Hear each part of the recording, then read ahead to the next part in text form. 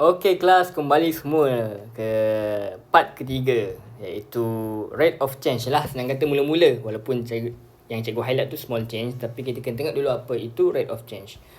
Okey, rate of change ni awak kena tengok balik chain rule. Ingat chain rule kan? So chain rule ni kita tengok kat sini.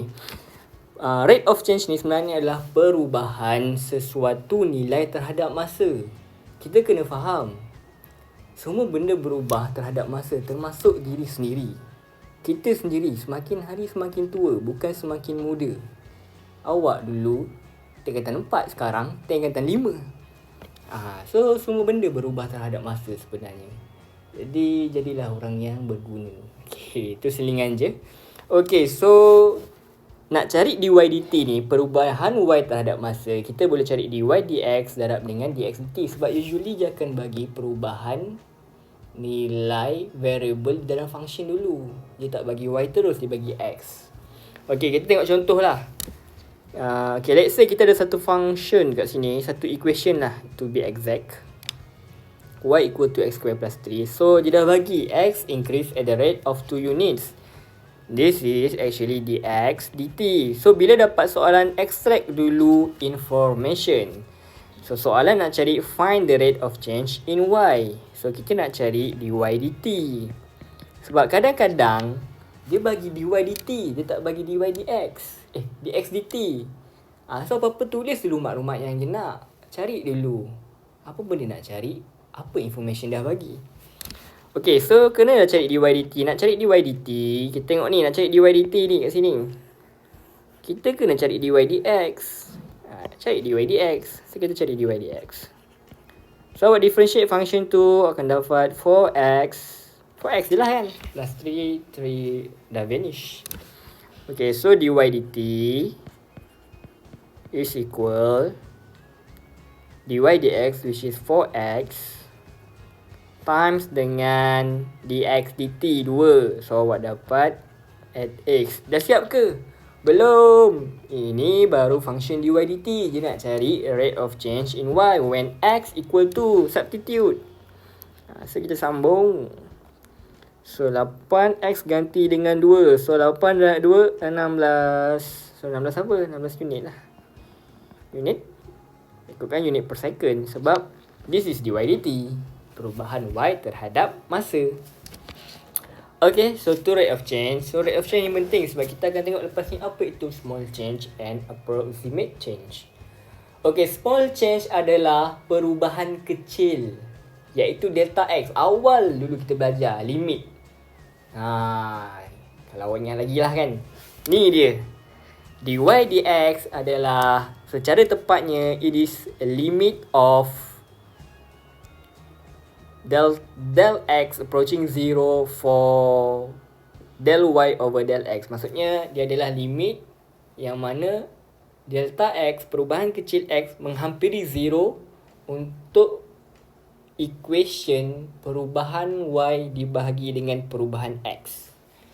Okay, so bila macam ni, kita boleh kata approximately delta y over delta x is equal to dy dx. So, kita tak perlu limit.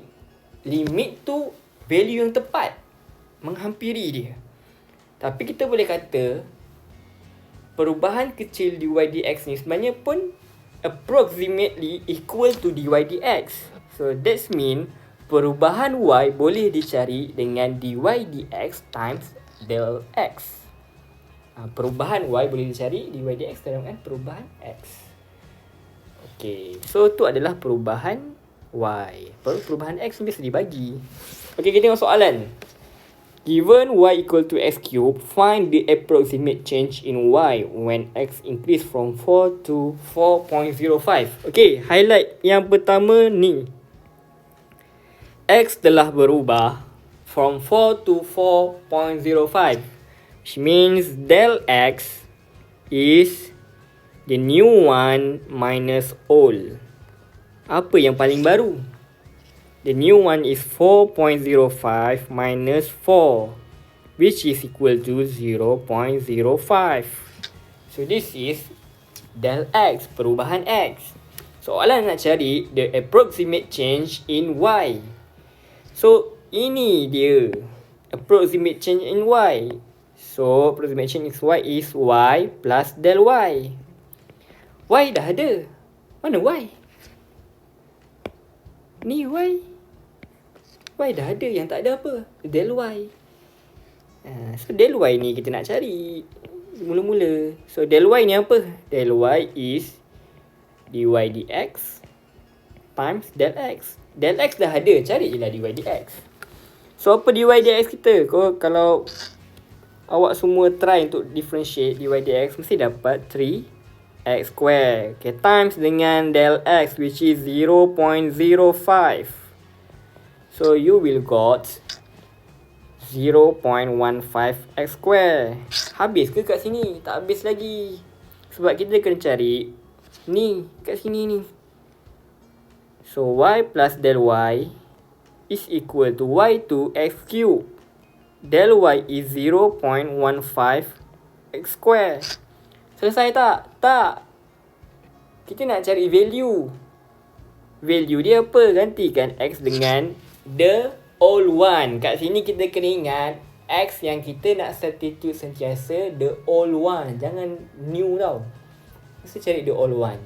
Kadang-kadang kita kena tengok masa lampau kita. Adalah orang tu cakap dengan cikgu. Okay.